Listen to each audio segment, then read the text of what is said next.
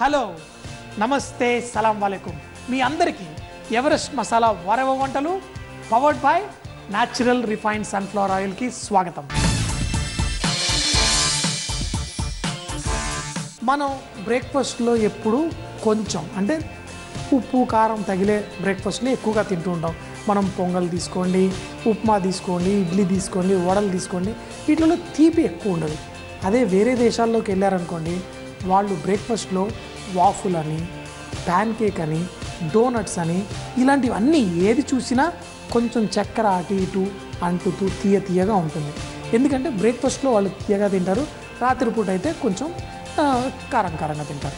So మరి మనం కూడా ఈ బ్రేక్ఫాస్ట్లో ఒక 2-3 రకాలు చేసుకోవచ్చు. మీకు ఇదివరకే ఒక ప్యాన్ కేక్ చేసి చూపించాను మన ఇండియన్ స్టైల్లో. మరి ఇప్పుడు చూపించే పరాటా కూడా కొబ్బరి పరాటా.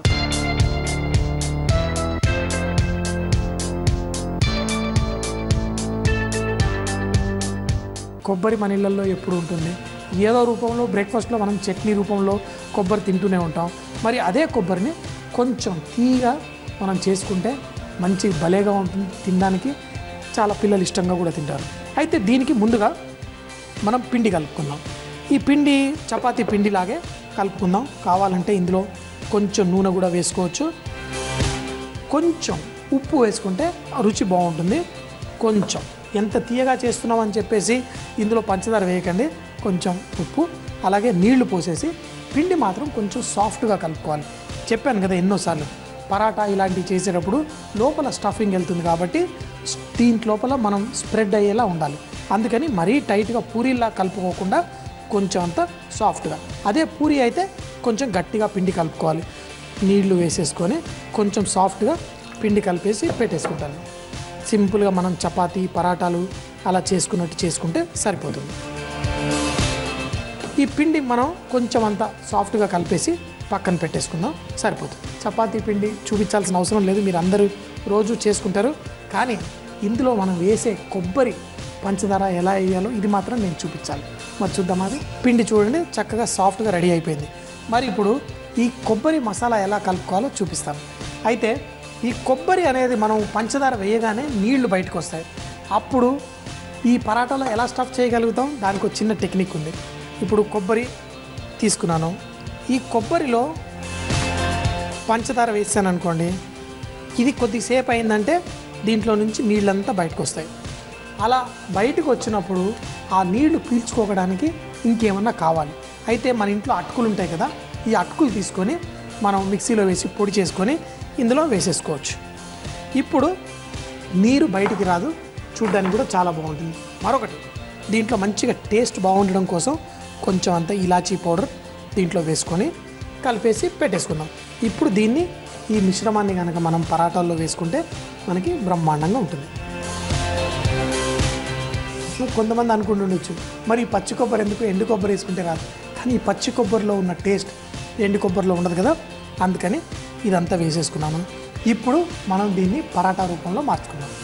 కొబ్బరి పంచదార చాలా టేస్ట్ ఉంటుంది, అట్లాగే అటుకులు పంచదార కూడా చాలా టేస్ట్ ఉంటుంది. మరి ఈ కాంబినేషన్ చాలా బాగుంటుంది. మరి పిండిని కూడా మనం చిన్న పరాటాలు చేసుకోవడం కోసం ఇలా చేసుకొని ఎప్పుడైనా గుర్తుపెట్టుకోండి, మనం పెట్టే మసాలా పిండి కంటే ఎక్కువ ఉంటేనే ఆ పరాటాలో టేస్ట్ ఉంటుంది, లేకపోతే ఏదో పిండి తిన్నట్టు మనకి ఫీలింగ్ వస్తుంది.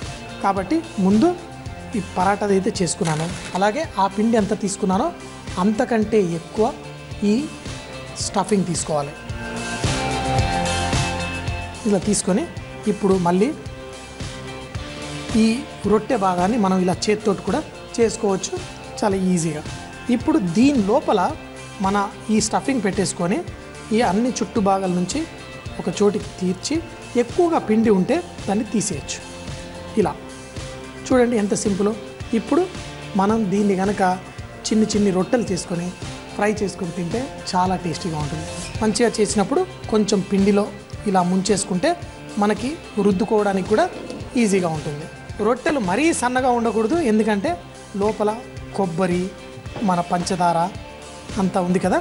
కానీ ఇలా కొంచెం చేసుకొని ఇప్పుడు చూడండి ఆ పంచదార కూడా మనకి బయటికి కొంచెం కనిపిస్తున్నట్టు చక్కగా ఉంది. మీ ఇష్టం, మీరు చక్కగా గుండ్రంగా చేసుకుంటే ఇంకా మంచిది, చూసారు కదా, ఇప్పుడు పర్ఫెక్ట్గా ఉంది.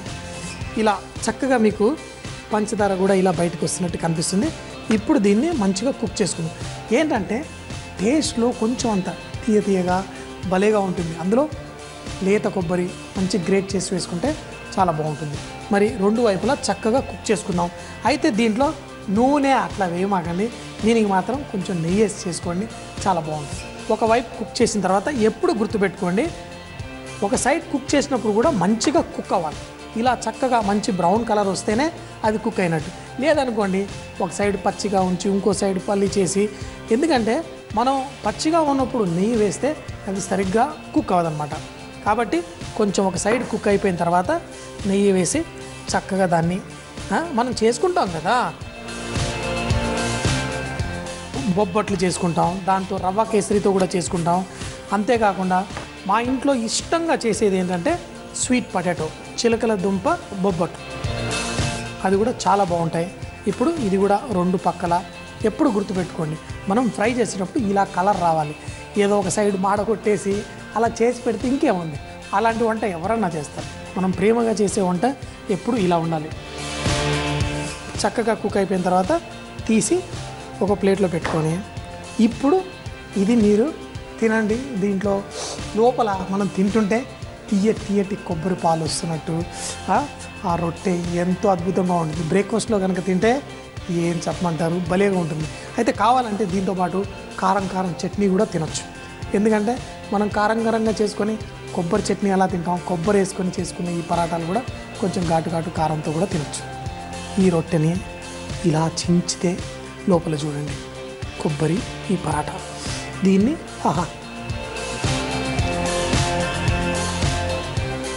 నెయ్యి చక్కగా తగిలిచ్చాము.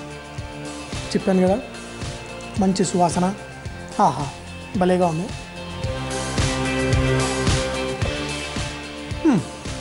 కావాలంటే ఇలాంటి పరాటాల మీద వాళ్ళు ప్యాన్ కేక్స్ చేస్తారని చెప్పాను కదా, దానిపైన మెల్బా సాస్ అని పోసుకుంటారు. మీరు కావాలంటే దీనిపైన కొంచెం తేనె కూడా పోసుకొని తినచ్చు, అద్భుతంగా ఉంటుంది. ఎంత మంచి కాంబినేషన్ చూడండి, కొబ్బరి, పంచదార, మన రొట్టె, దానిపైన కొంచెం తేనె. ట్రై చేయండి, మీ పిల్లలు కూడా చాలా ఇష్టంగా తింటారు. భలే బ్రేక్ఫాస్ట్లో ఇది కూడా ఒకరోజు పెట్టి వాళ్ళని ఎంజాయ్ చేయనివ్వండి. కోకోనట్ చపాతీ తయారు చేయ విధానం. ఒక మిక్సింగ్ బౌల్లో గోధుమ పిండి, నూనె, ఉప్పు, తగినన్ని నీళ్లు పోసి చపాతీ పిండిలా కలిపి పెట్టుకోవాలి. ఇప్పుడు ఒక ప్లేట్లో పచ్చి కొబ్బరి తురుము, పంచదార, అటుకుల పొడి, ఇలాచీ పొడి వేసి కలిపి పెట్టుకోవాలి. ఇప్పుడు గోధుమ పిండి మిశ్రమాన్ని చిన్న పూరిల్లా చేసి దాని మధ్యలో ఈ కొబ్బరి మిశ్రమాన్ని స్టఫ్ చేసి మళ్ళీ చపాతీ లాగే రోల్ చేసి పెనంపై నెయ్యి వేసి రెండు వైపులా కాల్చుకోవాలి. దీన్ని వేడిగా సర్వ్ చేసుకుంటే చాలా రుచిగా ఉంటుంది. తేనెతో వడ్డించుకుంటే ఇంకా బాగుంటుంది. చాలా సంవత్సరాల కిందట నేను ఒక ఆయుర్వేదిక్ డాక్టర్ ఆకుకూరల గురించి చాలా మంచి విషయాలు చెప్తుంటే వెళ్ళి ఆ సెమినార్ అటెండ్ అయ్యి వింటూ ఉన్నాను. అయితే ఆకుకూర ఎంత మంచిది, ఇన్ని ఆకుకూరలు తినాలి, అది ఇది అని చాలా చెప్పాడు. దాని తర్వాత లంచ్ ఉండాలి. ఆ లంచ్లో రకరకాల ఫుడ్ వడ్డించారు. అయితే ఆయన చూస్తున్నాను, ఆయన సాంబార్ పోసుకున్నాడు, కరివేపాకు తీసి పక్కన పెట్టి మిగతా తింటా ఉన్నాడు. మరి ఆకుకూరల గురించి ఇంత గొప్ప చెప్పి ఆకు పక్కన పెడుతున్నాడు ఏంటి అని చెప్పి వెళ్ళి అడిగాను, ఏంటండి మీరు ఇంత గొప్ప విషయాలు చెప్పారు, మరి కరివేపాకు తీసి ఇట్లా పక్కన పెడుతున్నారు అంటే ముఖం ఇలా వేసేసి, ఏమోనండి నేను చేస్తుంది తప్పు అని అప్పటికప్పుడు ఆకు తీసుకొని తిన్నాడు. ఈ కరివేపాకులో చాలా గొప్ప విషయాలు ఉన్నాయి. అంటే మన ఆరోగ్యానికి కావాల్సిన మంచి గుణాలు ఎన్నో ఉన్నాయి. కరివేపాకులో మంచి ఒక నూనె ఉంటుంది. అందుకే మనం కరివేపాకు వేడి నూనెలో వేస్తే చిటపట్లాడుతుంది. మరి అందుకేనేమో మనం కరివేపాకుని రకరకాల మనం వంటల్లో వాడుతూ ఉంటాం. అంతేకాకుండా కరివేపాకు ముఖ్యంగా మెయిన్ ఇంగ్రీడియంట్ లాగా వాడి చేసేది కూడా కరివేపాకు పొడి ఇలా ఉంటాయి. అయితే ఇంత కరివేపాకు గురించి ఎందుకు చెప్తున్నానంటే, ఈరోజు నేను చేసే వంటకం ఎలాంటిదంటే, ఈ వంటకం పెడితే మీ వంటలో నుంచి ఎవరు కరివేపాకు తీయలేరు. నేను చేసేది కరివేపాకు కోడి కూర.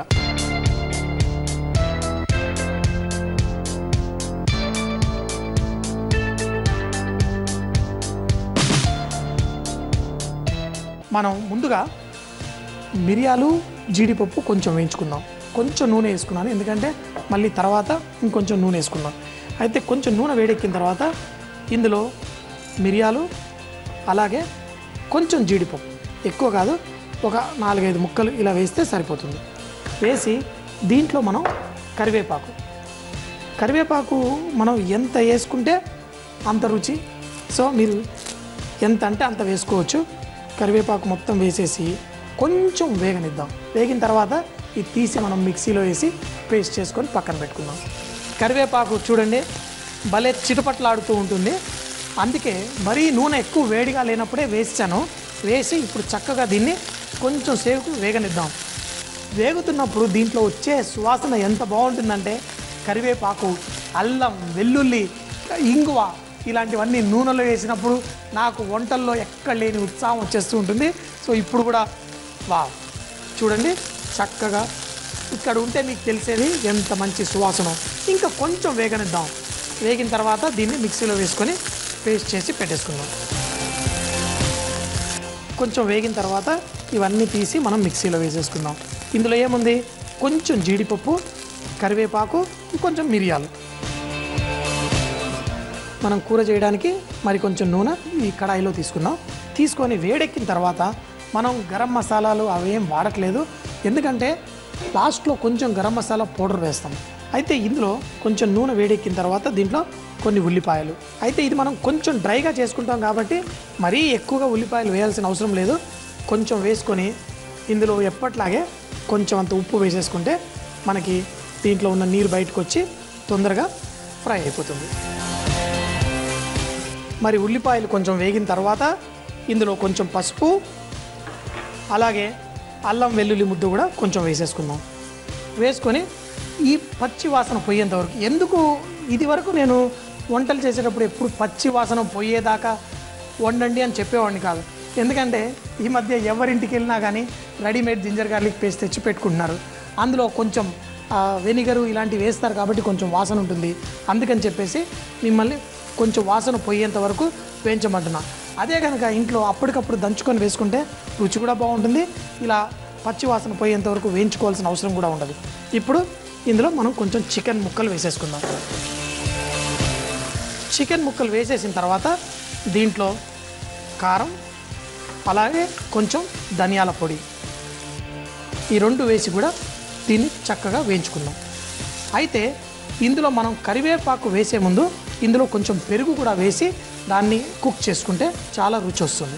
ఇలా చికెన్ ముక్కల్ని ఇలా కొంచెం వేయించుకున్న తర్వాత ఈ చికెన్ పీసెస్ కూడా మంచి ఈ మసాలా అంతా పట్టుకుంది. ఇప్పుడు దీంట్లో మనం కొత్తిమీర కూడా వేసేసుకుందాం. సాధారణంగా కొత్తిమీర లాస్ట్లో వేస్తాను, కాకపోతే ఇప్పుడు ముందే వేసాను. ఆ కొత్తిమీరతో పాటు పెరుగు మరీ ఎక్కువ వేయద్దు. ఇంత చికెన్కి సగం కప్ వేస్తే సరిపోతుంది. మరి ఈ పెరుగు కూడా ఇందులో కలిసిపోవాలి.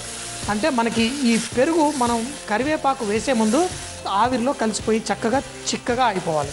సో మరి చూస్తూనే ఉండండి. ఈ మసాలాలు అన్నీ కొంచెం గ్రేవీ అయినా దీన్ని వేయించుకుందాం. అయితే ఇలాంటి కరివేపాకు ఇలా చేసుకున్నప్పుడు మనకి కొంచెం డ్రైగా ఉండాలి. అంటే అన్నంలో కలుపుకోవడానికి కొంచెం మసాలా ఉండాలి, అంతేగాని ఇలా గ్రేవీ నీళ్ళలాగా ఉండకూడదు. అప్పుడే ఈ కరివేపాకు చికెన్ కర్రీ చాలా రుచి పెరుగుతుంది. మరి ఈ పెరుగు కూడా కొంచెం కుక్ అవుతున్నప్పుడు ఇప్పుడు దీంట్లో మనం ముందుగా పేస్ట్ చేసి పెట్టుకున్న జీడిపప్పు, మిరియాలు, కరివేపాకు ముద్ద ఇందులో వేసేసుకుందాం. అయితే కరివేపాకు కొంచెం మనం నూనెలో కొంచెం ఫ్రై చేసుకున్నాం కాబట్టి మంచి సువాసన న్యాచురల్గానే దీనికి వచ్చేస్తుంది.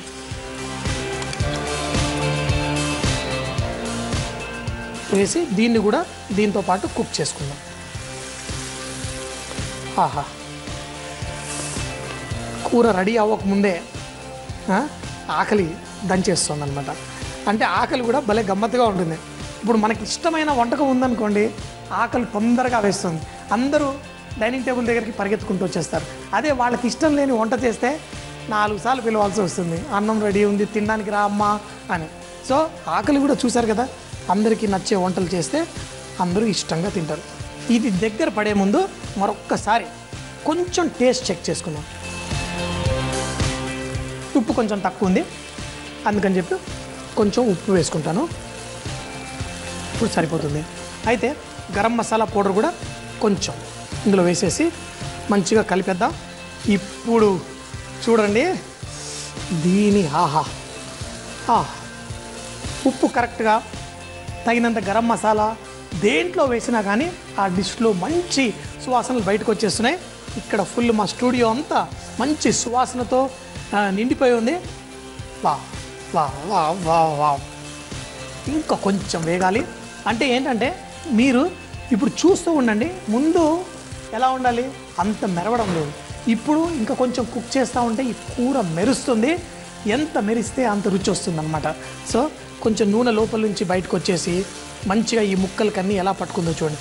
అంటే మనం అప్పుడప్పుడు ఏదన్నా కూరలు చేసుకునేటప్పుడు ఆ ముక్కలకి మసాలా పట్టుకోవాలి అంటే ఈరోజు నేను వాడిన చిన్న టెక్నిక్ ఉంది చూసారా. ఇందులో జీడిపప్పు వేయాల్సిన అవసరం ఏమొచ్చింది ఏంటంటే నాకు కూర కలుపుకునేటప్పుడు అన్నంలో అలా చక్కగా ఉండాలి, అలాగే ముక్కకు కూడా మంచి మసాలా పట్టుకోవాలి. వా ఇప్పుడు చూడండి సూపర్గా ఉంది, మంచిగా ఉంది. ఇంకొక 2 నిమిషాలు అయితే సరిపోతుంది.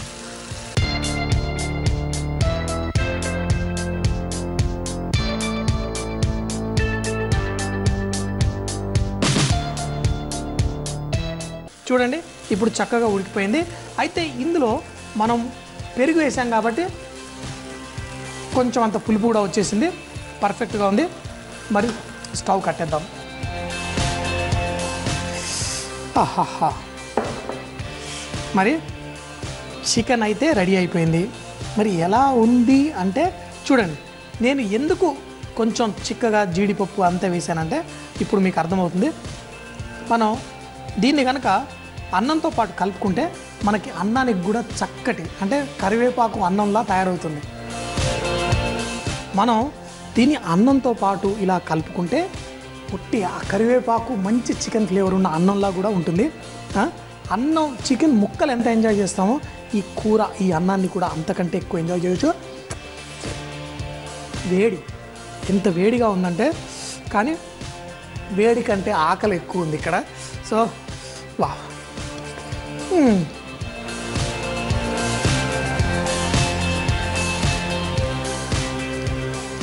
చెప్పాను కదా, చికెన్ ముక్క కూడా అక్కర్లేదు. ఈ ఒట్టి ఈ కరివేపాకు అన్నం కలుపుకుంటే సూపర్గా ఉంది. ఆహా,